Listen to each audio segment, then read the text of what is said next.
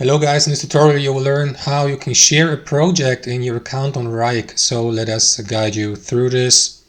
Alright guys, so head over to your space within your Wrike workspace, select a given project with your left mouse, and then here in the top right corner, let me just show you how it's done. So what you want to do is click into share here, and then you will see the given project.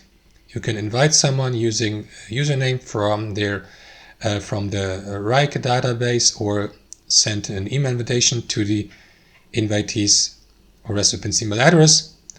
And then you will see the list also of all users that have already access to the given project.